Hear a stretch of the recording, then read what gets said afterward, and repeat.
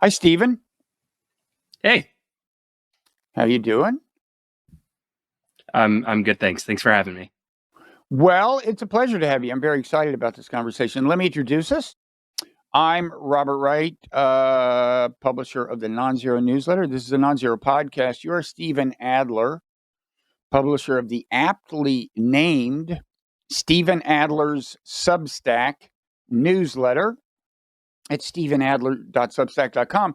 You are also somebody who, until a few months ago, worked at OpenAI. You'd been there since 2020. You decided to leave, and after you left, you expressed some concerns about the pace of AI development. You were quoted as saying, an AGI race, meaning a race toward artificial general intelligence, is a very risky gamble with a huge downside. So I want to talk about that. Now, you also are among a number of former OpenAI employees who were part of an amicus brief, if that's the right term, kind of contesting the aspiration of OpenAI to shed its nonprofit status. Now, since you filed the brief, there's been a development. They say they are shedding it, but it's kind of, I don't know, I kind of have my reasons for skepticism, but we'll talk about that and how happy you may or may not be with what they're doing. And I also want to just get into the whole the logic behind your concerns and kind of the range of concerns, because there's a whole bunch of different kinds of safety concerns. But before we do any of that, I would like to ask you to recall a certain part of your experience about OpenAI, because you were there at a very special time, right? I think it was in 2022 that I think initially the image generation started getting people's attention, the Dolly thing, and then either at the end of 2022 or the beginning of 2023. ChatGPT 3.5 came out and got a lot of attention. And then within a few months, 4.0 came out and just kind of blew people away, I would say. And the rest is history. And you had been there since 2020. Now, first of all, what was your connection to those projects? What role did you have a connection to 3.5 and 4.0? Yeah, I'm trying to think what the most efficient way of describing it is. I think the answer is I worked on all of those different degrees of responsibility. Dolly 2, so the launch I remember was April 2022. That was the image generator, yeah. That's the image generator, that's right. And my experience of it at the time was it was maybe the first time that people in my life knew the company that I worked at. From my perspective, the initial GPT-3 was really mind-blowing. There had been stuff prior to that as well. But Dolly 2 was when OpenAI was really making the New York Times and catching people's imagination about what can be done with AI. Mm-hmm. And GPT 3.0 hadn't gotten much kind of real publicity. Some journalists were starting to write about the LLMs at that point, but it was 3.5 that really got people's attention. And were you connected to the release of 3.5 and or 4.0? Yeah, GPT-3 was buzzy, I would say, but in more limited technology circles. In and your GPT-2, circles, not mine. Yeah. GPT-2, even before then. I remember so I didn't work at OpenAI at this point. This, I believe, was early 2019. And I remember seeing 2.0. Yes, that's right. I remember seeing generated newspaper articles that GPT-2 had written that seemed to have a coherence and a continuous narrative in them that AI systems hadn't really been capable of before that point. And so then what was your connection to 3.5 and 4.0 within the company? What were you doing that was relevant to the development and or release? The way that I normally describe my role is that there were 3 or 4 different chapters.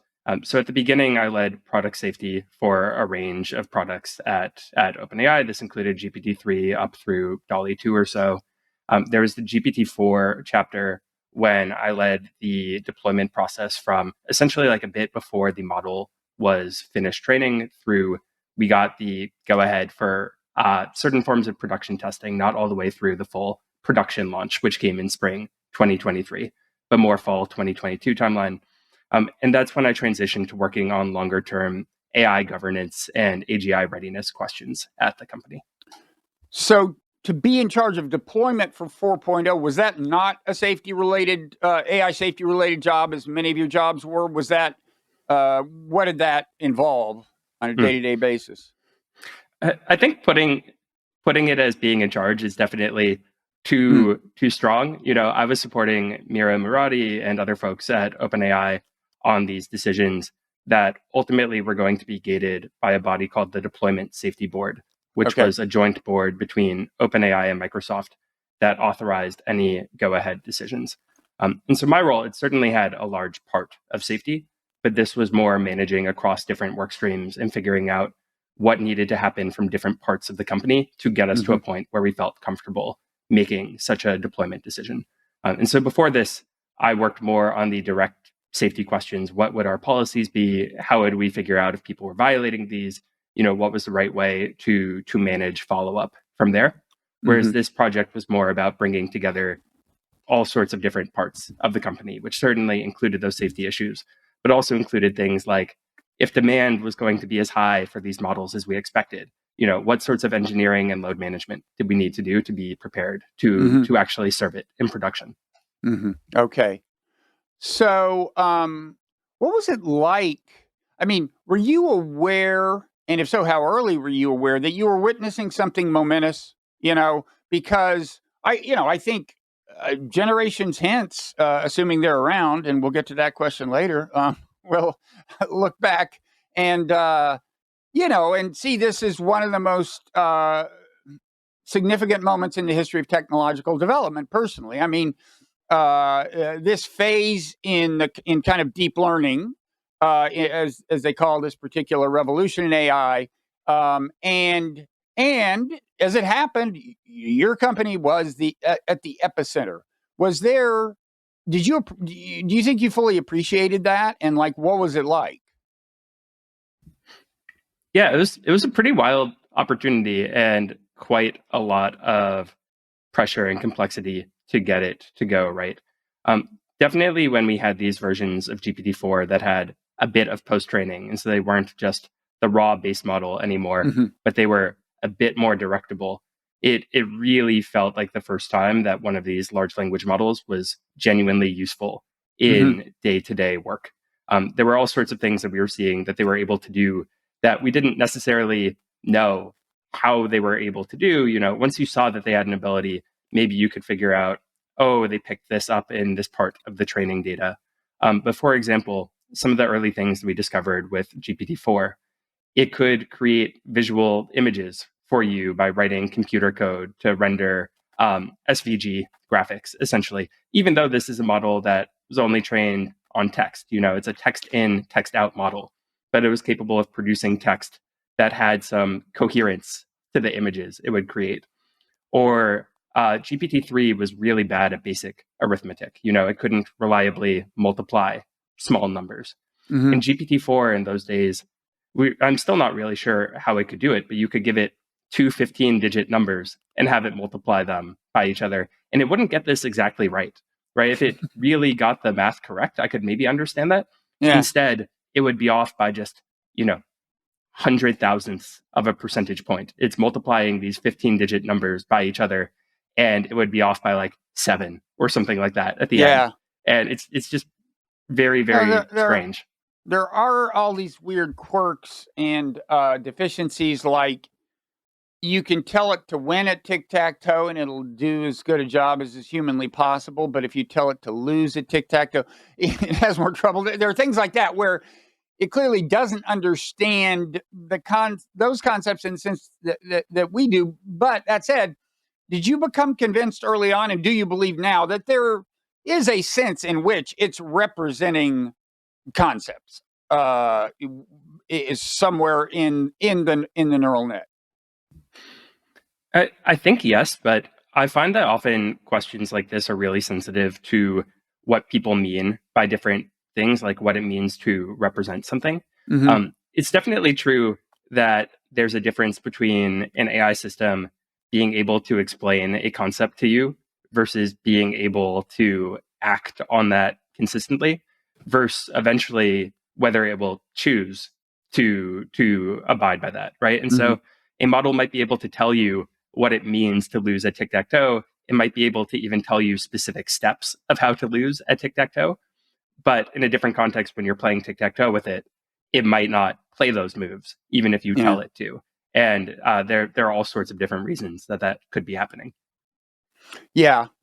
And you said something interesting that, this was once you threw in post training, it started getting really good at some stuff and seeming more like a human mind. And just for people who don't know the terminology, there's a weird quirk, first of all, in the terminology, which is that there's pre-training and post-training, but no training. I'm not aware of anyone else who talks like that, but apparently that terminology has evolved. And when people talk about it, well, it's just a next, it's just autocorrect, it's just a next word predictor. That's pre-training, and that does a lot. But I think when it really got impressive was when you added post-training, which involves, we don't need to get into this, but involves kind of fine-tuning, reinforcement learning through human feedback, and so on. So at that point, you have kind of a mature model. I have a question about the vibe in OpenAI at this time, because you get these reports, like, so Ilya Sutskever,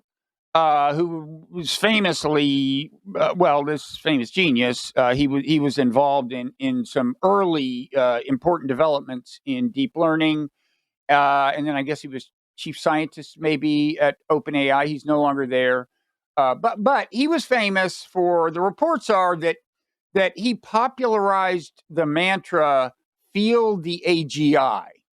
And I've never known, like, did he sign his emails that way? Did he walk down the hall mumbling it? Did they have pep rallies where people chanted it? Like, how did the term get popularized? And like, what exactly was going on? Ilya definitely had a big role in it. I would be lying if I were confident that like no one else helped popularize it or Mm, might have even been first to it.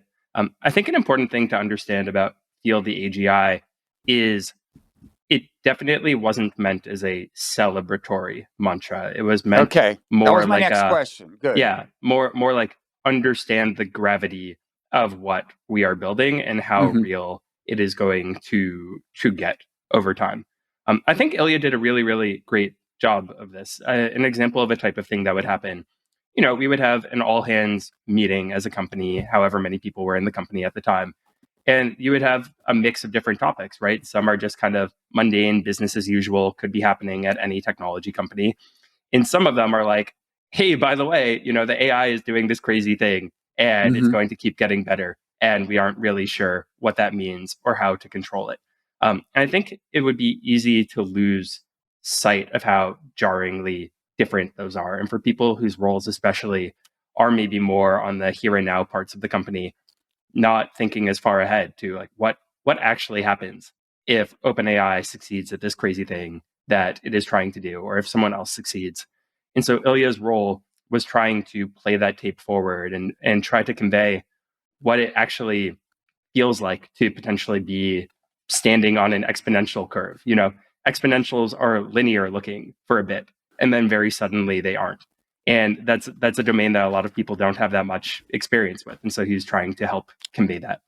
After COVID, more of them have it, but that was an example of exponential growth. It happened. It happened fast, and now, well, there's evidence, and I'm sure you're familiar with the studies showing that the length, if you measure AI coding ability in terms of the length it would take a human to do the task, a human programmer, it's like doubling every, I don't know, 4, 5, 6, 7 months, and so it doesn't take long to uh, at that rate for stuff to get weird, especially if it's happening in other realms, and it isn't necessarily. But anyway, okay, so yeah, about that.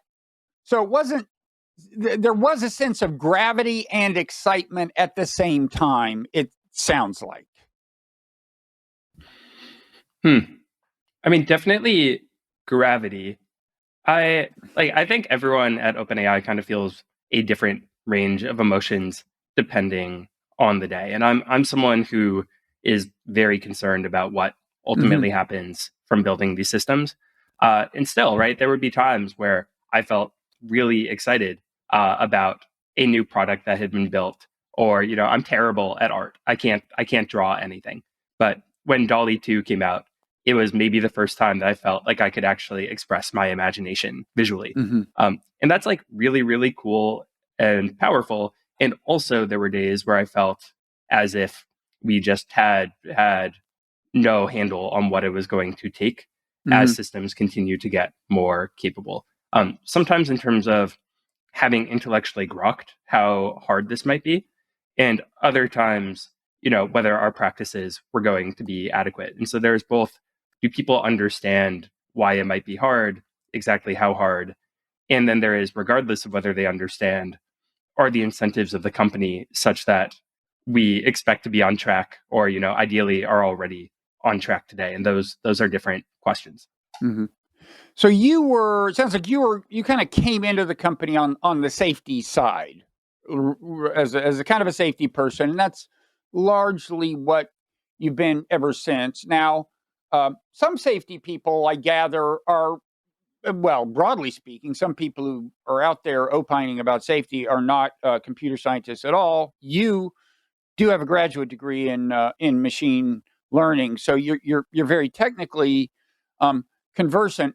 I'm wondering, there's a kind of a stereotype about the AI safety crowd, or at least about people who are deeply concerned about the trajectory of this.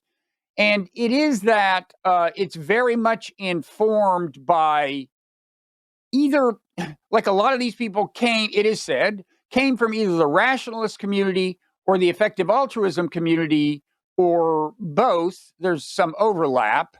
Of course, Eliezer Yudkowsky, perhaps the most famous doomer, ran the blog, and I guess still does, Less Wrong, which was kind of a big center of quote rationalist discourse, where rationalist refers to a specific subculture, not just people who are rational. Um, First of all, is there some truth to that? I mean, did it so happen that a lot of the people who were influential in the safety conversation early on, inside these big companies and outside them, did actually emerge from these one or both of these cultures, EA or rationalism? Hmm. I guess jumping back, so I might be wrong about this. I don't think Eliezer runs Less Wrong. There's Okay, probably some relationship, but I believe that's run by a different team of people like Oliver could well Paprika. be. I think he may have founded it or He co-founded it, but in any event, the sure. Yes. Okay. Yeah, I think it's interesting to trace the intellectual roots of this community. I'm sure that there are people who've come to it from one or gone to it. Like in my case, I'm trying to think about when I first became familiar with Eliezer. I think the first time was 2017 when I was working on this is like a lifetime ago, so forgive me on details. But I was working on a research project inside a consulting firm of what was happening at the frontier of AI, and what this might mean for businesses. And so this might have been the first time I heard about OpenAI. Certainly the Mm-hmm. first time that I got a detailed exposure. And at the same time, I learned about the Machine Intelligence Research Institute, MIRI, which Eliezer has helped to run. Um, but my interest in AI safety predates that as well. There's like a whole winding thing. I don't know. I feel like I'm not really answering the question very clearly. I think you are correct to observe that there are relationships between the different Yeah, intellectual communities. because there are people who I guess some people who are dismissive of some of these safety concerns would say, we have to remember all these people came from this weird subculture as it happens. That's just an historical contingency. That is one thing that would be said. Let me ask you kind of a related question. Like, so one thing that's characteristic of, I think, that lineage of safety people is like cosmic doom scenarios, right? It's like there's one kind of safety concern as well. People will use it to make bioweapons. Autonomous AI may get loose and kind of go rogue. We'll get it under control eventually, but it'll do a lot of damage. There's a lot of things, socially destabilizing things, maybe job displacement, a lot of kinds of concern. And then there's the AI takeover concern, right? Like ultimately, if we may wind up either no longer existing or like subjugated, like in the movie The Matrix or something, and AI is just running the planet. And I think that cosmic version of doom, and I'm going to ask you in a second how seriously you take that, and I don't think it's crazy to take it seriously. I'm kind of agnostic, but that is particularly associated with that part of the rationalist community, right? There's a lot of that vibe in the rationalist community. I think there's so many different threads here. Let me try to pull them apart. Okay. So I think like you said, you're correct in noticing that there is some path from people who are, interested in working on important, meaty problems and trying to do good with their career, right? Broadly, the EA sphere, and coming to the belief that AI is really important, and so is a field worth working on.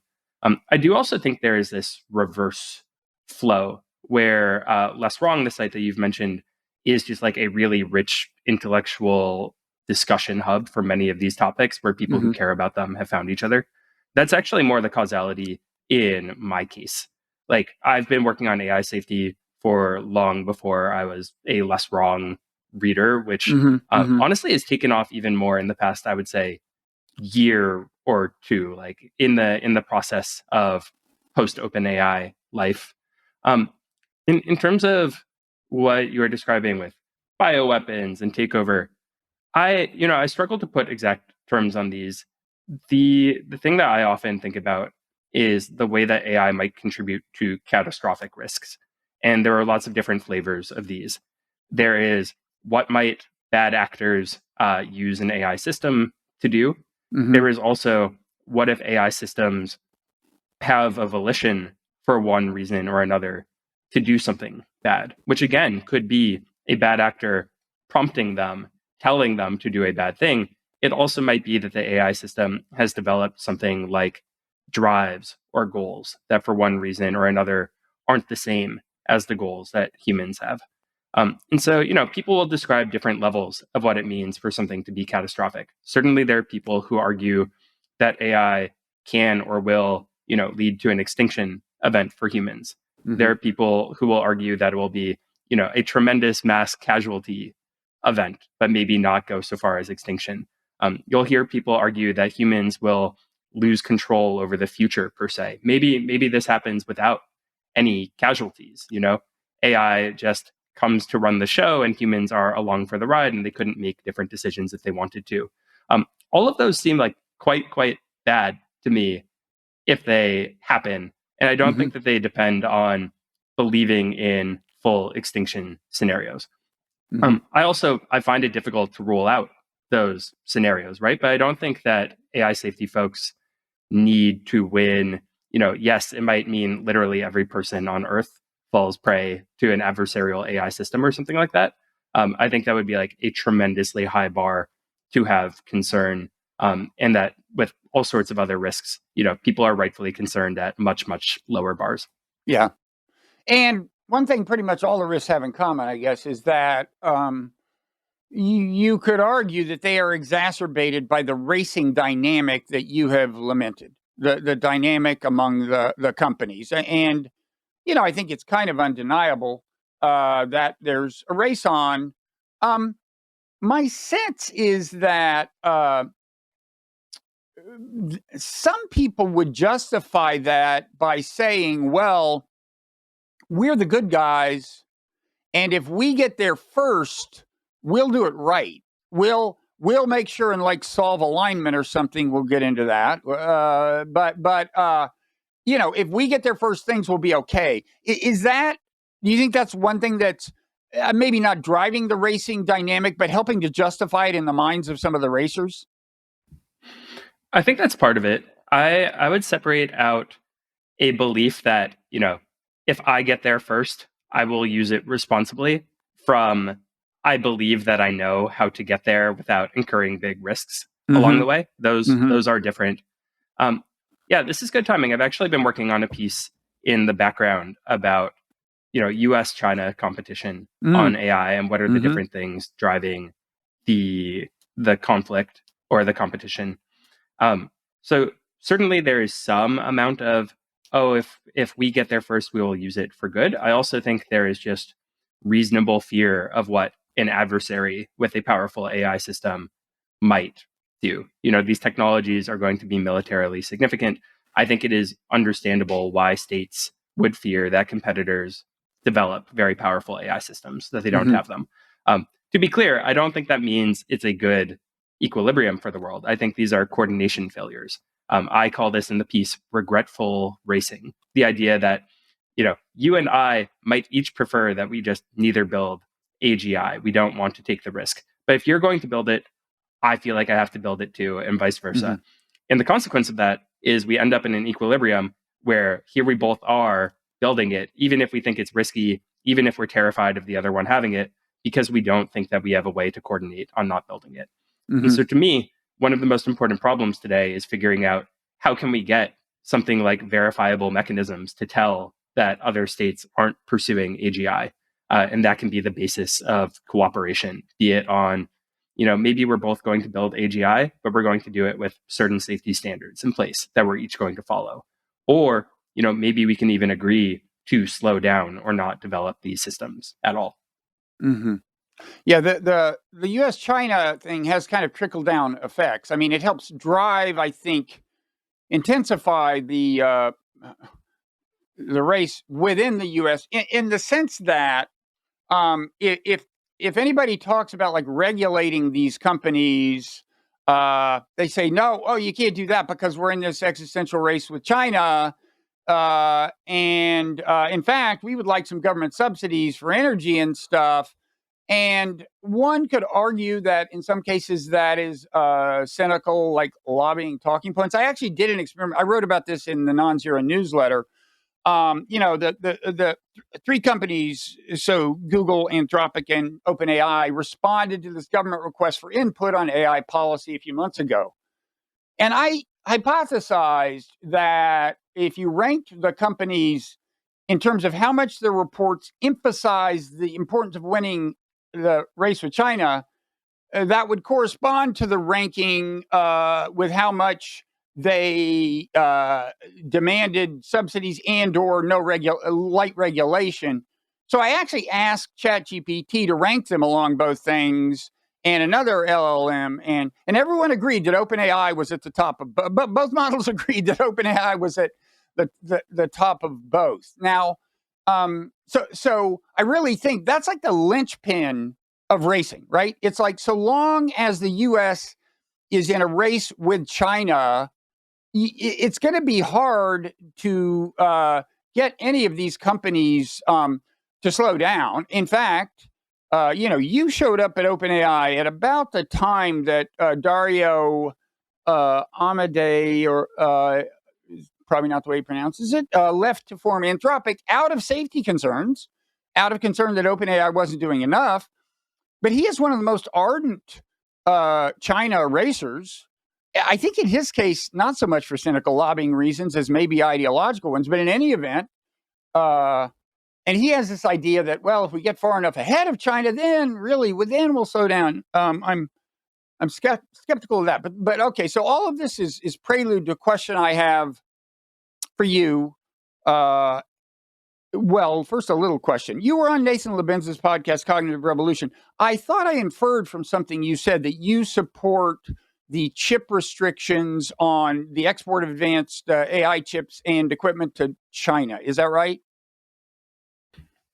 Broadly, yeah. Like I think the extent of that support probably depends on the specifics, but yes. Yeah. And I think that's actually, am I wrong in thinking that's actually pretty common in the safety community, right? I think so. I mean, Yeah. I think part of what you're noticing is that even within this race framing, which I actually think is not a super helpful framing for the competition, can talk more about that. But it's important to notice that there are two different ways to win a race. You can accelerate yourself, or you can decelerate your adversary. I think that decelerating has a lot of merit to it. To me, it's just like a very, very natural thing to believe. I think there are maybe like second order reasons to be hesitant about it.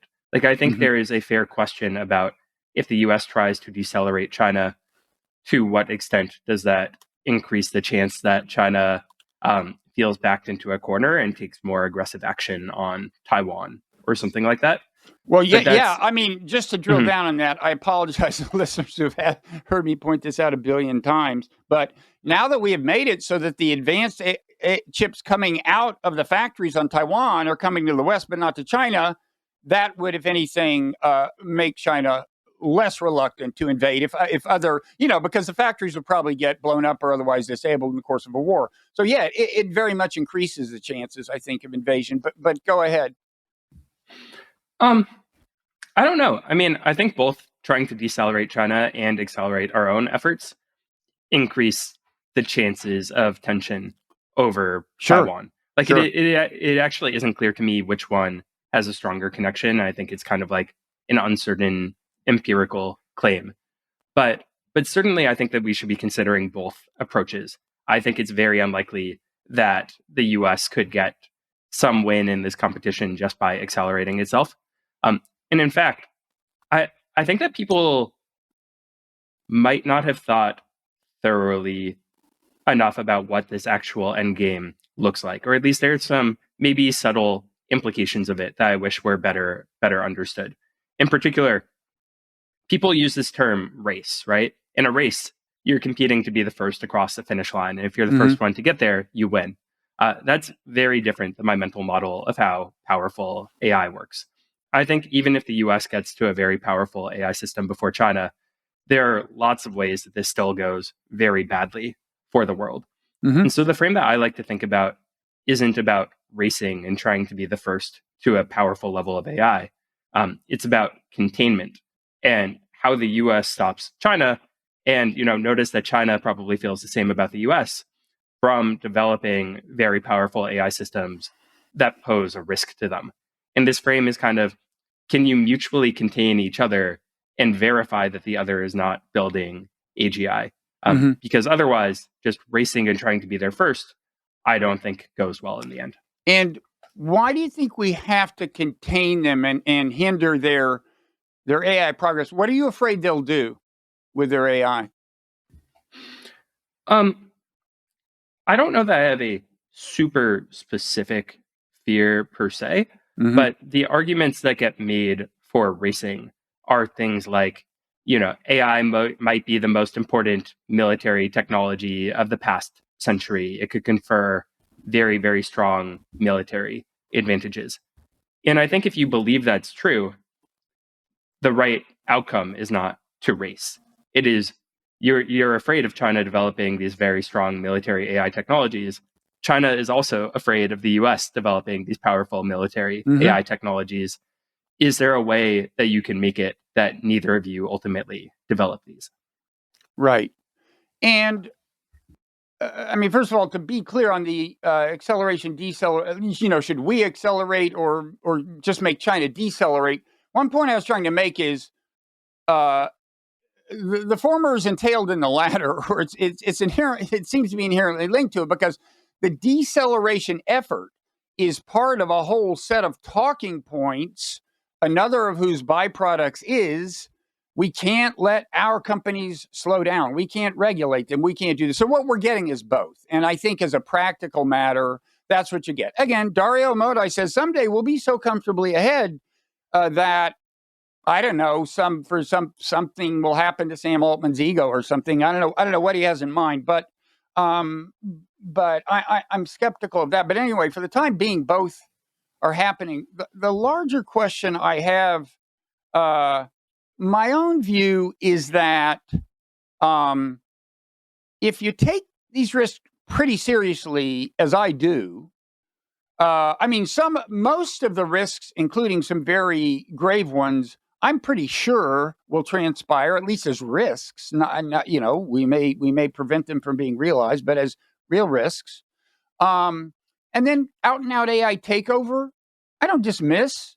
I can't find a killer argument against it. Could, but in any event, if you just look at the ones that I'm pretty sure will happen, and I suspect you would agree, it seems to me in the long run, it's impossible to imagine really doing a good job of containing them without extensive international cooperation. I wanted to pause and ask if you agree. Do you agree with me on that?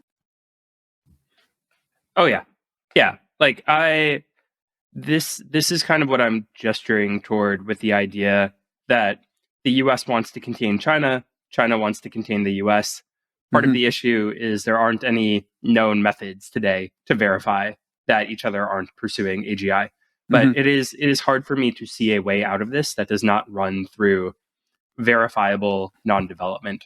And an important catch here is that the US and China don't trust each other on these questions, right? And in fact, they actively mistrust.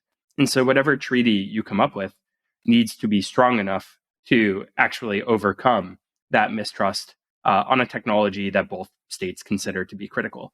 I think sometimes people are just like way too pessimistic about the ability to come up with such a treaty. This is not entirely novel. There are things like the Chemical Weapons Convention. Both the US and China are party to this. In fact, almost the entire world is party to this. And, these treaties are not perfect, right? It might be the case that things get through from time to time. It might also be the case on AI that we have some treaty and there's some cheating around the margins. And that's unfortunate. It's to be expected. It still might be really impactful if you can rule out a wide range of otherwise risky behavior and force some of this to the margins. People cannot brazenly build powerful military AI systems. They need to do it, under cloak in various ways, and therefore are more limited in the types of actions they can take to pursue this. I think there are real benefits there. Yeah, no, I agree. First of all, there have been really impressive achievements on the international governance front. And there has been backsliding, especially lately, but it's doable. I would also say AI is a bigger challenge as a technical matter than chemical weapons or nuclear weapons, as you would probably agree, I assume, in terms of the level of transparency, the number, it's a more kind of elusive technology, and it's less, well, I don't know, maybe I'm wrong. I hope I'm wrong. Do you think it's no more challenging than, say, a well-enforced nuclear agreement? Or I don't think I have a very informed view here, other than, some of these treaties already exist and others don't. And so that's kind of evidence on their face that they have been doable. Also, states have been motivated to do it. And I don't know that that's the case at the moment with AI. Well, I think that's true. And the thing I find frustrating about the conversation, and the issue that I really wish a lot of people in the safety community would address, who favor chip controls, and almost don't even see a need to articulate the reason.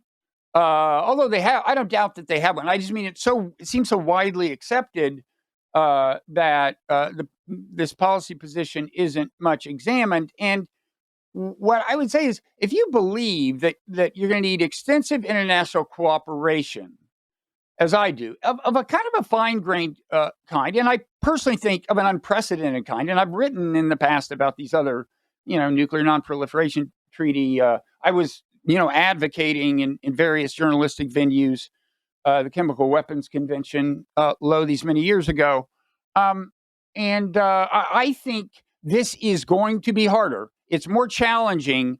It demands not just formal agreement. I would say something that you could call the kind of organic transparency you get when you are just engaged with a country economically. You're just having discourse along a lot of channels. Your scientists are talking to each other. I think you need some of that.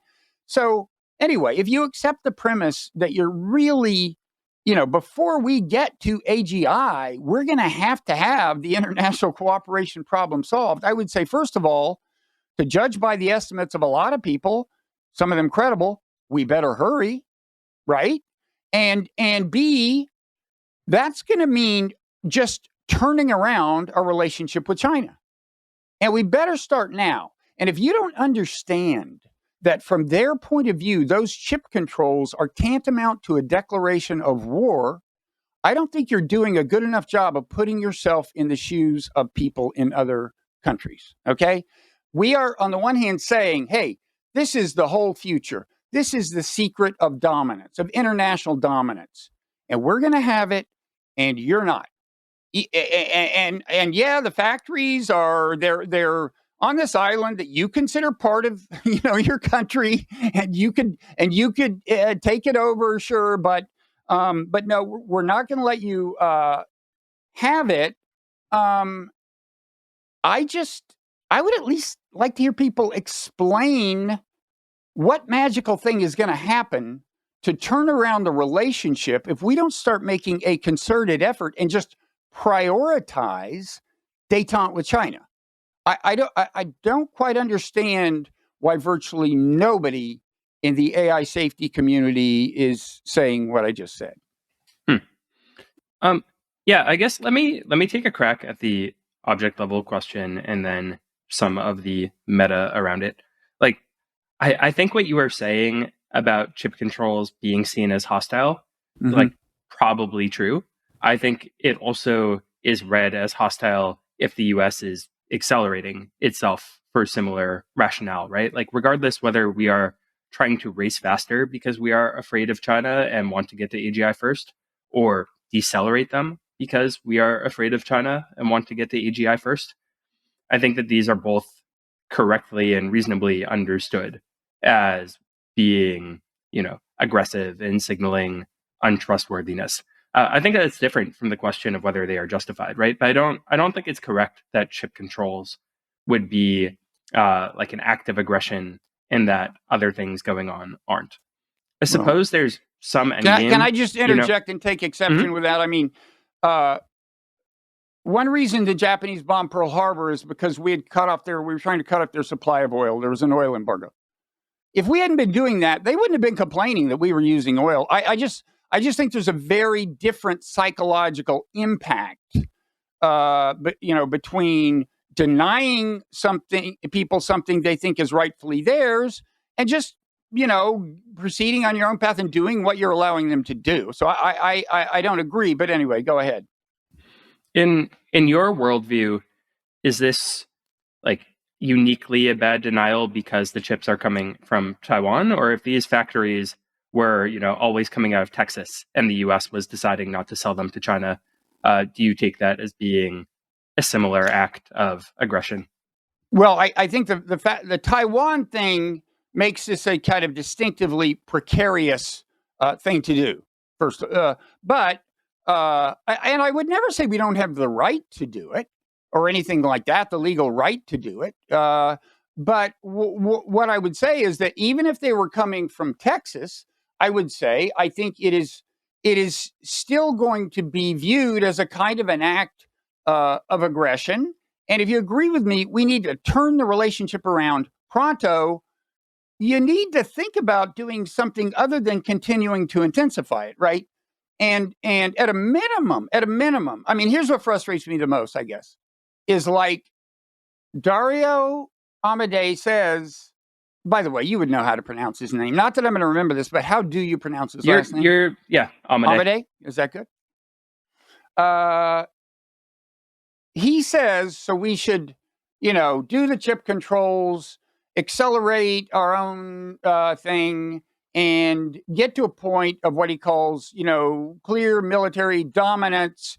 And then we should, we and our Western allies should preserve the dominance through technological controls, whatever, until China, I think he says, like, abandons their anti-democratic ways. I can't tell if he means regime change or what, but in any event, what I don't get is, why aren't they saying the goal of using this lever is not to transform China's system of government.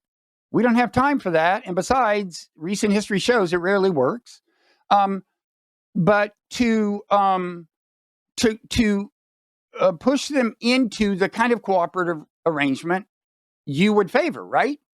Like, is anyone saying that? Is anyone saying, well, the end game should be that we tell China that we will take the chip controls off incrementally as they agree to these rules of the road regarding AI, and then we slowly get enmeshed in these cooperative arrangements? Is anybody saying that? You've said a lot of things, and so I don't want to claim that I endorse all of them. No, you're fine. I'm taking frustration that other people gave me out on you. I'm sorry. You're totally fine. I think this is my worldview is that the right end game of the US-China competition is to recognize that it isn't a race. It is about, what I'm calling contain and verify, to recognize that both the US and China have an interest in the other not developing this powerful technology. And we need to get to a way to verify that the other is not building it. And in fact, we could play forward the tape in all sorts of different ways. I think that there is no good ending that doesn't rely on something like this. So, for example, in Dario's example, which I quote in this piece, maybe it'll come out later today, maybe it'll come out tomorrow. We'll see. You're telling it correctly that the U.S. And Western allies get a large lead, and they use this to extract a concession from China. China agrees to stop pursuing this and not have to have conflict with the U.S. in return for economic benefits. And I think the right question is, how does this happen? How large a lead does the U.S. need to have over a very powerful other state to extract this? And more importantly, why is the U.S. going to feel confident that China has in fact changed its posture and is no longer trying to pursue AGI? And I think you run into a kind of tricky double bind is what I would call it, right? All the branches here are difficult. If there is a way that the US can verify that China has stopped, that's great news. That's what's going to be needed to end the competition. But why don't we pursue such a thing today and try to use it to de-escalate and avoid this conflict? Or maybe it's just not going to be possible to verify that China has stopped building AGI, even at the point that we've gotten there first. And that's a really, really difficult situation. Some people might think this means the US has won the race because the US built AGI, it got there before China. If the US can't actually verify that China is stopping its competing AGI development efforts, the competition is not over. Leads change on AI. You can get leapfrogged. The US is worried about getting leapfrogged today. China might race more desperately to build AGI and incur all sorts of risks that we've been talking about. A world where the US has gotten to AGI first, but has not verified that China has stopped building AGI is not stable. And part of my hope is that we'll look ahead and see, wow, that is going to be really, really hard, especially maybe even at the point that the US has AGI and China now views this as conceding and losing, right? A defeat. And it would be better if we could figure out ahead of time ways to come to an agreement to just neither build this. And I'm not naive, right? I understand that this is going to be extremely difficult. And there are all sorts of reasons for the US and China to mistrust each other. And also, reality is what it is. I think this just might be the way that we have to go to get to a good outcome. You mean what we're doing now? Oh, no, very much not what we are doing now. Yeah. The idea of figuring out a verifiable treaty to not develop powerful, risky AI systems. I don't know exactly where to draw the line, but I think people know broadly the class of thing that I'm referring to. And when you talk about getting AI to China to stop, just to be clear, you're talking about symmetrical stoppage. We both agree to either actually stop because we think that such trouble lies beyond a certain threshold of technological development, or at least agree to a bunch of other symmetrical stuff, proceed slowly with certain controls and so on. But anyway, your goal is something symmetrical. Yes, with caveats. Like, I think it's important for people to recognize that asymmetric stuff is going to be really, really hard and rely on many of the same mechanisms that symmetric stuff does. And so if you think that you can get asymmetric concessions from China, you actually might have the verification methods needed to do something symmetric. And I hope that both countries would see it's in their interest to de-escalate in various ways, which, as you're pointing out, that can mean a bunch of things, right? It could mean not building these. It can mean building these more slowly. It can mean building these in tandem. You know, something like the International Space Station for AI and International Mega Project. There are a bunch of ways that are better than the U.S. and China unilaterally racing, from my perspective. Yeah. And I don't think you're going to get a significant asymmetric concessions in the sense of them just settling for a subordinate position. So I agree. Symmetrical would be a great way to go.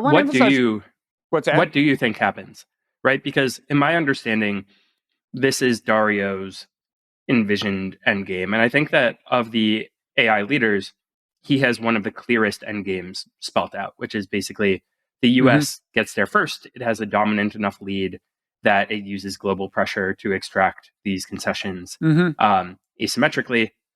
I am fairly skeptical of this, but I'm curious what you think happens at that point if China won't concede. Oh, I think there's so many problems with that scenario. First of all, you are it is creating a racing dynamic both with the US and with China, and just more bad stuff can happen, even if inadvertently. As was pointed out in this recent paper by several people, Dan Hendricks, Eric Schmidt, and Alexander Wang, once you get close to AGI or superintelligence, if it really, if one side seems to be clearly ahead, the other side has a strong incentive to play rough, actual bombing data centers or serious cyber. So it's destabilizing in that way. And then I just think to imagine that we masterfully calibrate this ascent to dominance and then turn on a dime and do exactly the right diplomatic stuff to get China to peacefully concede is just naive in the extreme. I mean, first of all, to whip up American China-phobia in a way that supports the policy, which is being done now, that's a ship that's hard to turn around, first of all. And we're a democracy. So to suddenly say, oh, no, we were kidding. They're not a mortal threat. They're not an existential threat. Suddenly, I mean, it's just the American foreign policy apparatus has not shown tremendous deftness, I would say, to say the least, over in recent decades. I think it used to show more, actually. And I just think you're talking about threading a geopolitical needle. And to do that, you have to thread a domestic political needle. And I don't doubt that Dario is super smart in his realm of expertise, but I just think it's mind-blowingly naive, is my opinion. Yeah, I mean, to be clear, I agree this is also really, really difficult, and this is part of why I want to head off the dynamic. I think I should say, what is the limit of the abilities on AGI, right? For people who believe that AGI is powerful enough to have take over the world scenarios, what's harder, taking over the world or convincing China to asymmetrically yield on this, right? I get it. You have a very, very powerful AI system. I am open to the idea that it now allows you to work diplomatic miracles that we couldn't have otherwise anticipated or planned out. Sure. And also, boy, is it going to be bad if we are wrong about this. Or, we believe we have an AI system capable enough to chart a path to that.